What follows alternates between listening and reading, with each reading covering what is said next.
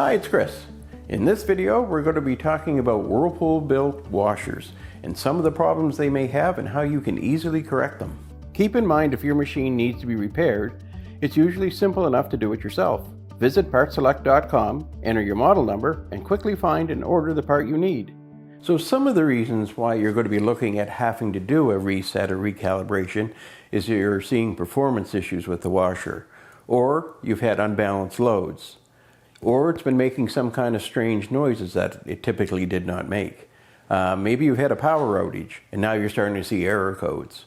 So if you're experiencing any of these things, you can do a little bit of troubleshooting yourself, and in most cases you can reset them, recalibrate them, and they're good to go again. So some people ask, what is an error code or what is a fault code? How would I recognize it and what do I do about it? So typically on machines that have electronic components, they have the ability to give you an indicator when there's a problem with some part of the operation, be it not pumping out, not washing, not spinning, not taking in any water. And usually what happens is the control board, in communicating with other components, understands there's a problem in that communication. So it starts to give you certain indicators on your display. So now in a washer like this one, which has it looks like a regular style timer knob, there is actually a control board in behind that. So if there is a fault code or an error code, it's going to start to display a certain individual lights that are going to come on, and they may flash in a certain step, like 2 of one kind, 3 of another.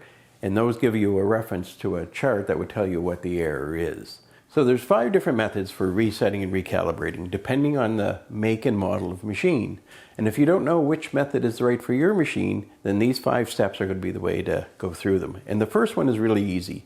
You just want to hit your pause or start button, hold it in to cancel whatever program was on the washer. So the next thing you want to do is remove the plug from the outlet and let the machine power down and leave it unplugged for about 5 minutes.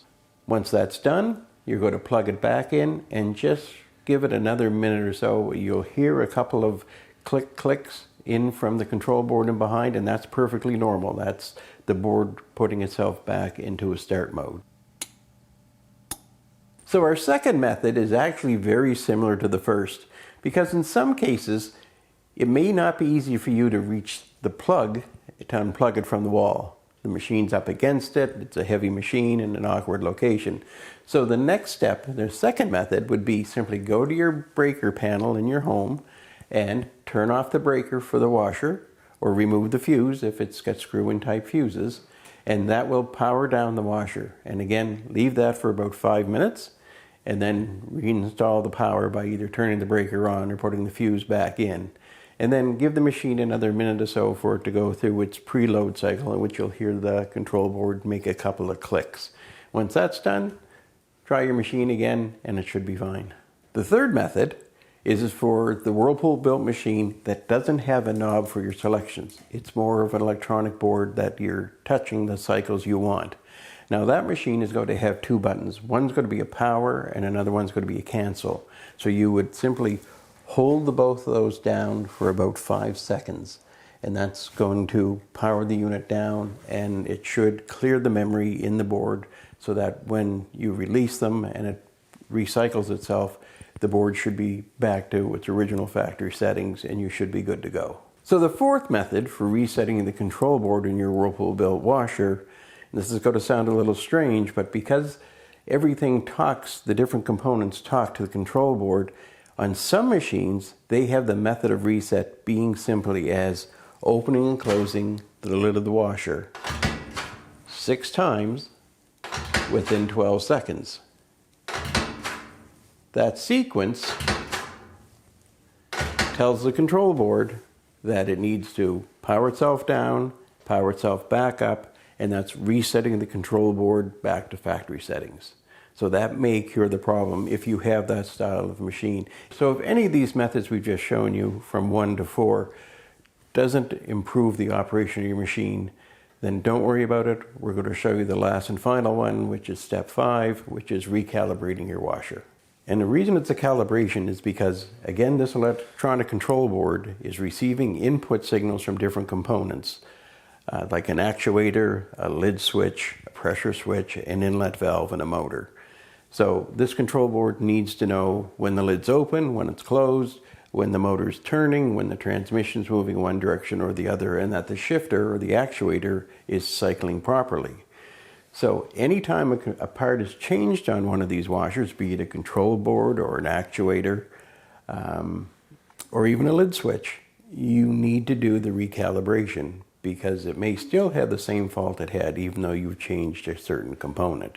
And recalibrating is very easy. There's just a few basic steps. So you want to have your machine off. You unplug it, let it sit for about 5 minutes, and plug it back in. Give it another minute, because you'll hear the control board give 2 independent separate clicks. So now that you have your machine plugged back in, you're simply going to take your control knob from the normal setting, and you're going to rotate it counterclockwise till it comes right back to that normal setting. And then you're going to go clockwise 1, 2, 3, and then back 1, 4, and then ahead. So by doing that, now you can see that all the indicator lights are flashing. This tells you that you're entering the diagnostic mode. So now with all the indicator lights flashing, we're going to move it clockwise till we see the rinse light come on. Once that's on, we're going to hit the start button. And now you'll see the red lid lock come on and all the other lights are on. Now we're in calibration mode. Now the control board is going to be checking all the different components that it needs to, the actuator, the motor, the transmission, and lid switch. So that's how you would do a calibration on a Whirlpool built washer. Now in doing that calibration, the control board has now checked all the individual components that it talks to and receives signals back from. So now you should be able to go ahead and do your laundry, same as always, and if calibration was what it needed, you're good to go. If there is still a problem and the machine is still acting up and not doing something properly, then it's going to require further investigation, more of putting into a diagnostic mode and looking at individual components that are causing the problem. But in most cases, it's just a matter of these boards needing to be reset every now and then, and you're good to go.